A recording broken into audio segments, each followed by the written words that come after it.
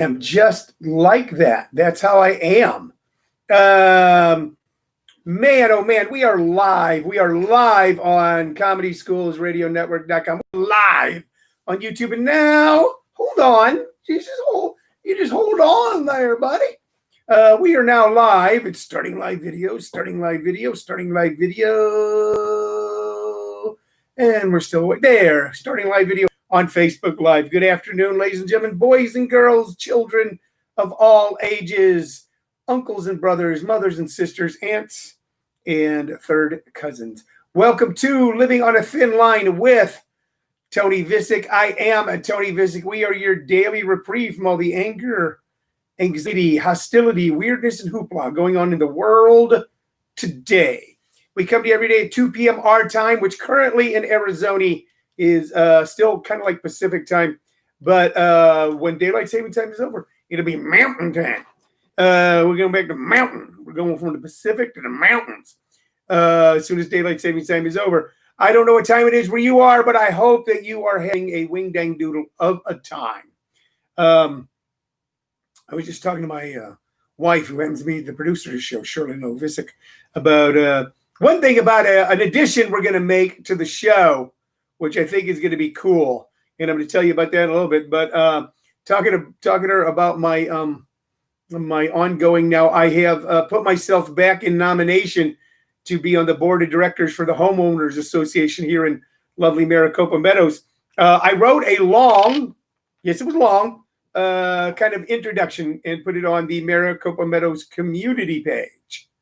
I put it there. That told people who I am and what I've done and what we've accomplished. And I was immediately attacked by a former member of the board who quit the board when, even though he had voted with the majority in almost everything, he hadn't gotten his way on a couple of issues, and has now decided that his best, the best thing he can do is quit the board and attack people on Facebook, and that's his right. You know, he can do that. However, hello, Paul Whitney. Buenos tardes. Buenos dias to you, Senor Paul Whitney. Hello, Tina Mike Lawson. Good afternoon to you guys as well. Hello, Jeremy Schwartz. Haters gonna hate. So the guy came after me, and I kind of went back at him, and I haven't done anything like this. Look, here's the deal. I'm a comic. Okay, I make jokes, but I also run a business, and I'm also a father and a grandfather and a husband and a homeowner. And what's hard for a lot of people to deal with when they deal with someone like me is the fact that not only am I able to find the funny in life, but then when it's necessary, I am drop dead serious. And I've worked hard, I tell you, to help improve and maintain this community. And now I'm being unnecessarily attacked. You know what's attacking? Just the kind of people who attack. They're just attackers. That's what they are. Just attackers. You know what, Paul Whitney? I was going to get to that. He probably doesn't have any bobbleheads in his life. So he was really getting angry, you know, in this thread, which has been taken down. You can't read it. But I just told Shirley, I was just about ready to send him around the bend by pointing out to him, if he kept attacking me, he'd never get the opportunity to win a Tony Vicich bobblehead. And I don't think anybody wants to go through life not being able to have that opportunity. Hey, once again, I want to remind you that Saturday night at 7 o'clock, we kept our promise. We kept our promise, and we gave away a rare Tony Vicich bobblehead. We gave it away. We gave it away Saturday night, 7 p.m. at the 7 p.m. show at the brand new comedy club here in Arizona, JP's Comedy Club in Gilbert, Arizona, 860 East Warner Road. We were sold out, being less than half capacity. So that's kind of what you have to do right now. But there was a little under 50 people there by my count, maybe a little less, you know, and safe social distancing. You know, let's be honest, you know, we asked people to wear masks. People kind of pull them down to talk, and then they forget to put them back on. But for the most part, everybody was really, really good about all of that. So I'm not encouraging you to do anything that'll make you uncomfortable. But just we had fun there, and we gave away the Tony Vicich bobblehead. It was won by one Kevin Brown.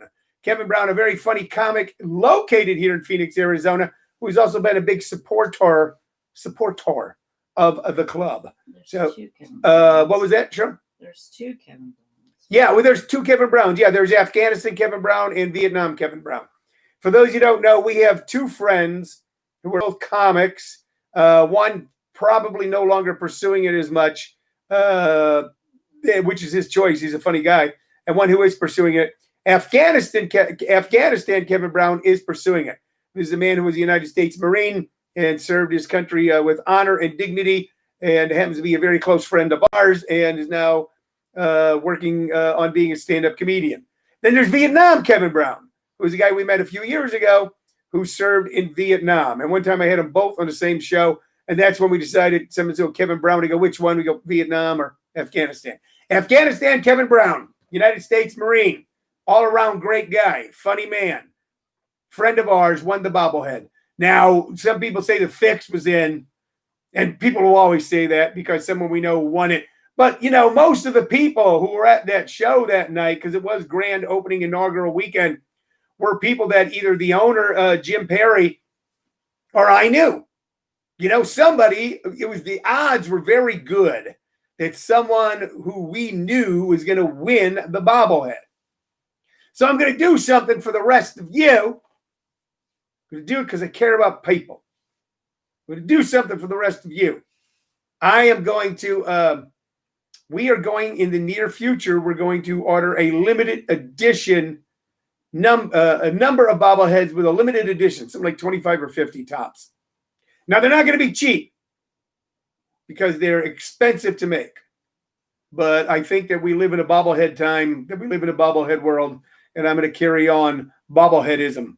Matter of fact, from now on, what I do will be known as bobbleheadism. We're going to get some limited edition ones, and you're going to be able to purchase them. And I'm going to keep you informed of that in the coming weeks, how you'll be able to do that. Autograph. They won't be the same as the one that we gave away Saturday night. Saturday night, I made a promise that there would only be 3 in the world ever made of that bobblehead.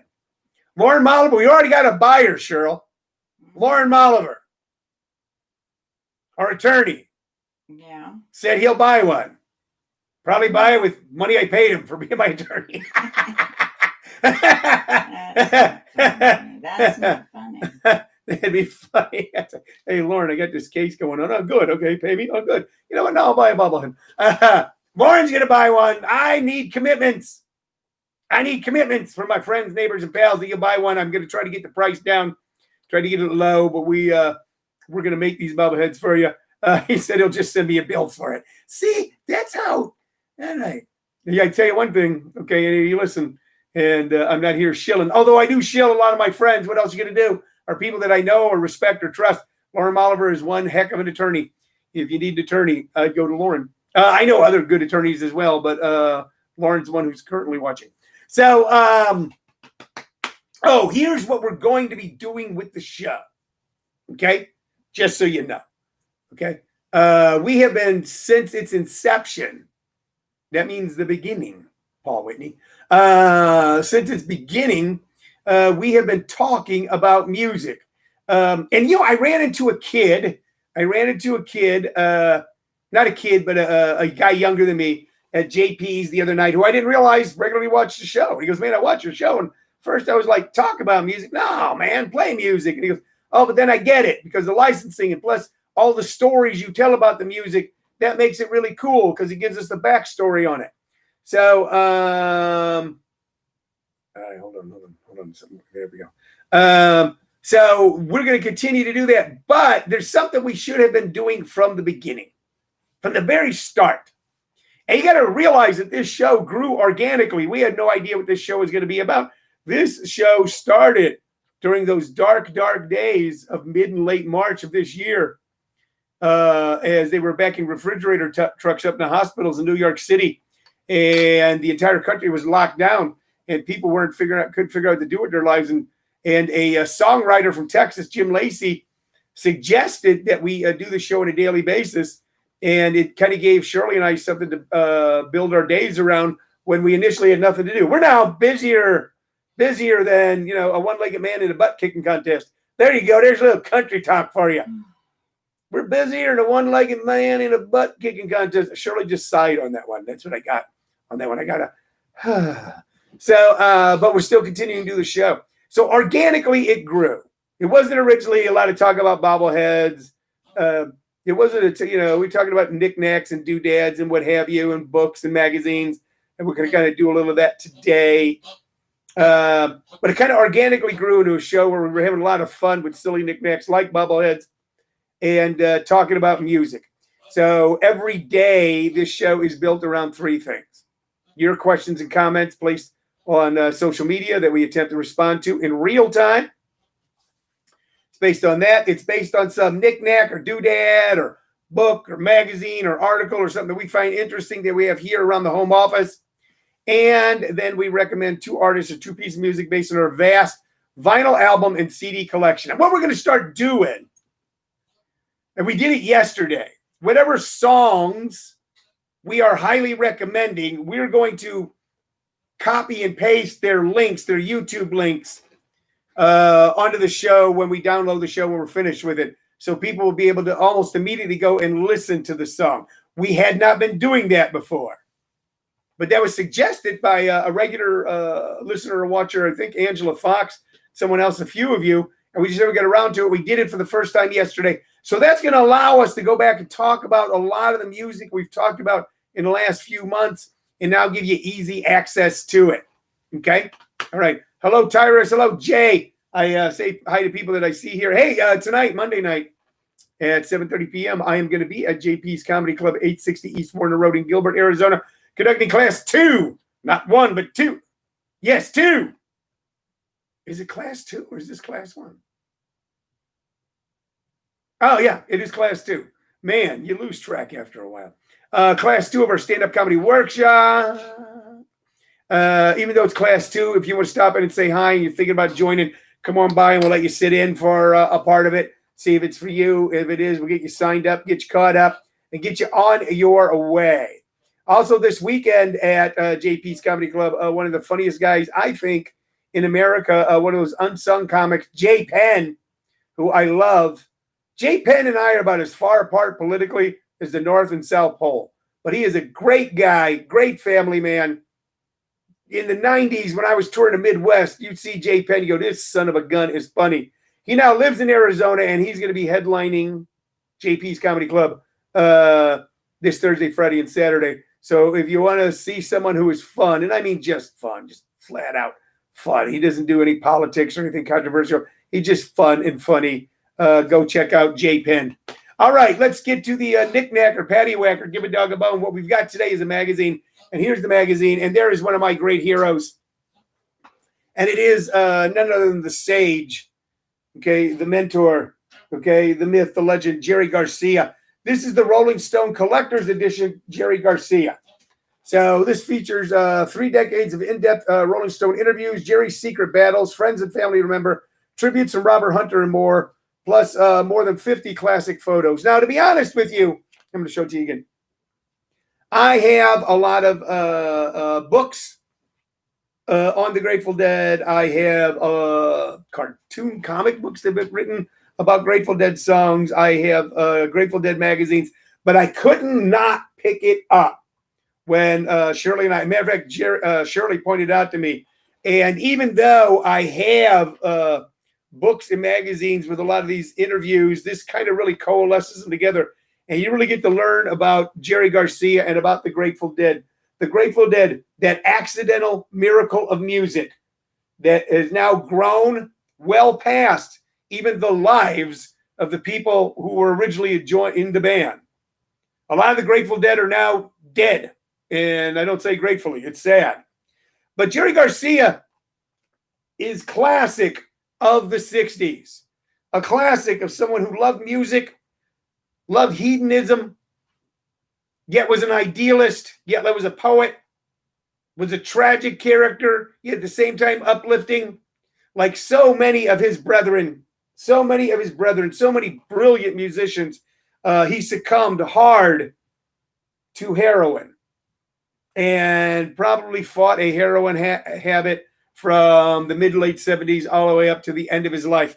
This man was only 53 years old when he passed away. And this picture was taken, I want to say not too long before he passed away, only 53. All right. The rock and roll lifestyle, man, can really eat you up. This is the guy who just wanted to, in the end, just wanted to play the guitar. And because of something, some light, some beam that comes down out of the universe shined through him. He was miraculously able to make a sound that was totally unique to him, unparalleled and beautiful. Okay, he was also a man of incredible driving curiosity about all things intellectual, political, and especially music. Played all types of genres of music, and his music lives on forever.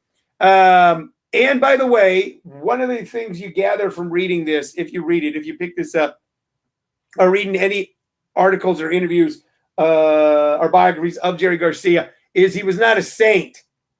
He was not a saint at all. He was a troubled and turbulent man. But oftentimes it's the troubled and the turbulent that make a wonderful and joyous noise. I'm reminded as I was reading about his life, and how difficult he was to deal with pre-serious drug addiction and post-serious drug addiction. I'm reminded of a quote that I'm going to mangle terribly from Mitzi Shore. Mitzi Shore, the legendary comedy entrepreneur who created the Comedy Store.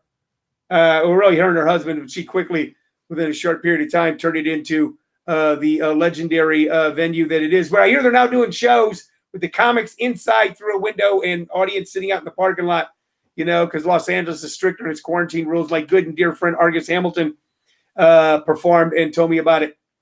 But Mitzi Shore said this when someone asked her about dealing with all the crazy and turbulent people she dealt with, a different lineup of the hungry and the hunted every night, prowling the stage in the original and main room and later belly room of the Comedy Store.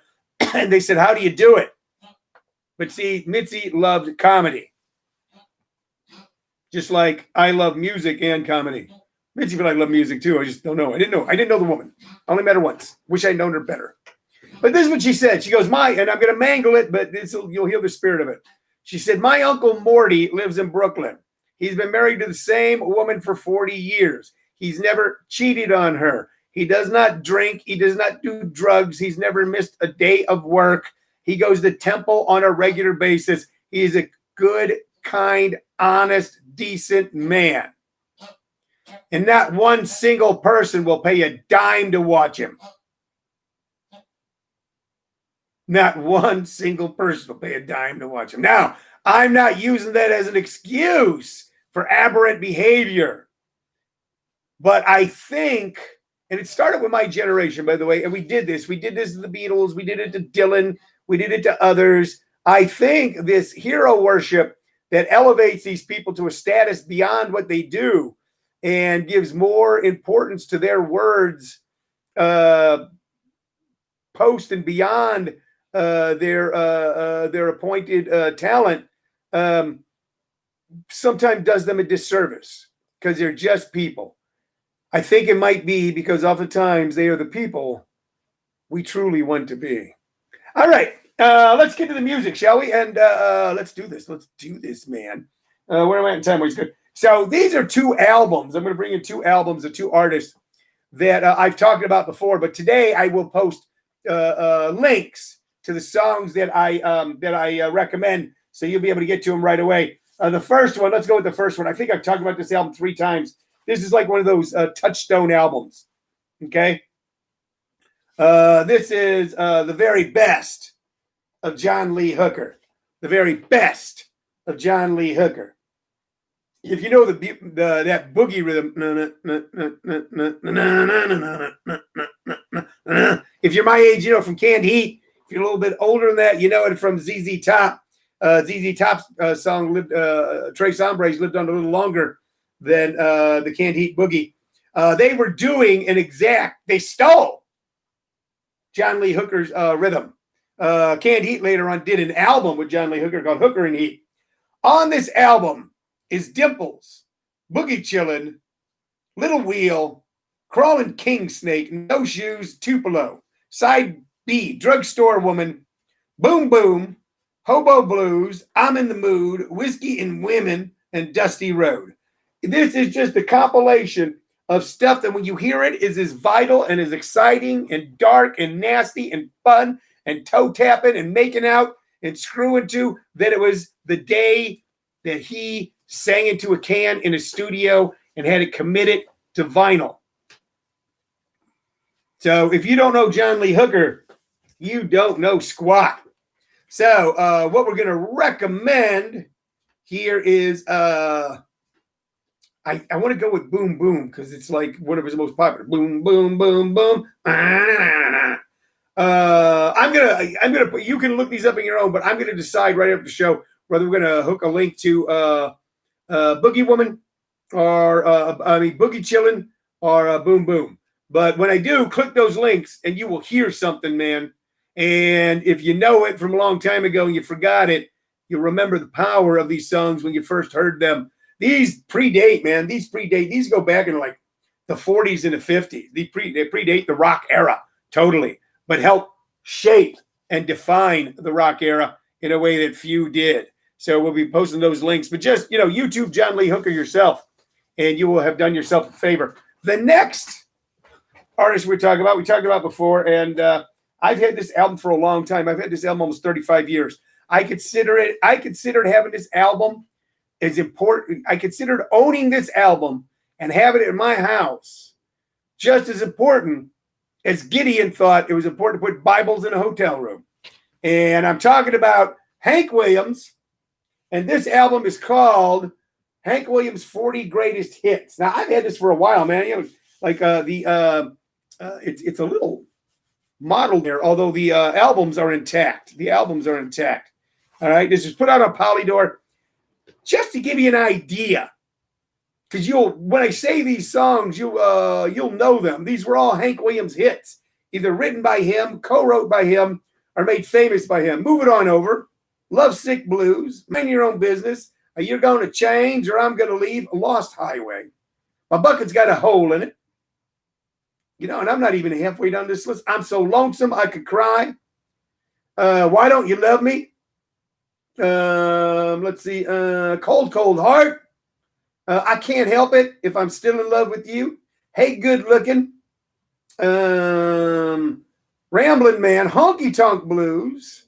Half As Much. Jambalaya. But Joe, we gotta go. Window Shopping. Setting the Woods on Fire. Cowlijah, which I loved when I was a little kid. Your Cheating Heart. And I Saw the Light. And I didn't mention all 40 songs, okay? But once again, you talk about people who predated the rock era. John Lee Hooker was able to live long enough to play with some of the people that consider him a hero. Hank Williams did not, as far as the rock era. But so many rockers loved this music, and so many rockers, including Leon Russell and Creedence Clearwater Revival, John Fogerty, and on and on and on. Then redid Hank Williams songs. Linda Ronstadt redo it. I mean, the list is too long for me to mention, but to the point where Hank Williams became more rock than country. Rocker people who were just looking for that little something extra besides it's got a good beat and I could dance to it. Something's got a little soul, something touched, some wispy finger reaching down from the heavens and kind of touching both of these men on the head and imbuing them with something special. Happened to Hank Williams, and his music lives on and will continue to live on. So what song out of these 40 am I going to recommend? And you know what? I'm just going to have to surprise you. Shirley just put up John Lee Hooker's Boom Boom. It's there in the comments, so you can go to it right away. And if I'm going to recommend a Hank Williams song right now, I'm going to go with Jambalaya. I'm going to go with Jambalaya, okay, by Hank Williams. Like I said, man, if you get lost in Hank Williams, you'll be on a happy journey that you'll never want to come back from. But I think the one I'm going to recommend to give you a sample, if you've never listened to him before, or if you used to listen to him when you forgot, or you only know him because of other people redoing his songs, these are originals right here. So go with Jambalaya because it's such a cool, cool, cool song. So our two artists today John Lee Hooker and Hank Williams. And I think if you give them a good listen, you'll realize that even though one was country and one was blues, they both came out of the South. They both came out of poverty. They both came out of extraordinarily difficult circumstances. They both wrestled with demons. You'll see the connection. If you close your eyes, you'll feel the connection. It'd be really wonderful. That, and anytime you can listen to any Grateful Dead at all. According to this magazine, by the way, of the 50 greatest Grateful Dead songs, I think I'll find it here. I got to flip through. Here we go. Run for the Roses, High Time, Jesse Jed. According to this, the number one great Grateful Dead song of their top 50 songs is Uncle John's Band, which Robert Hunter actually wrote about Jerry Garcia. So that's from Working Man's Dead in 1970. We talk about the Dead a lot on this show. I want to turn you all into Deadheads because I want to do you a favor. Okay? I'm not saying you have to go out running around half naked while taking illicit drugs and dancing in the dirt when Dead and Company goes out touring again. But I'm just saying, if you sit and listen to the music, if you listen to Uncle John's Band, much like what Hank Williams was able to do, much like what John Lee Hooker was able to do, was done to them. Something reached down out of the sky and touched Jerry. And it's grown and grown and grown and grown. Okay. I still got a busy day ahead of me. I got stuff to do. I got people to do and places to go.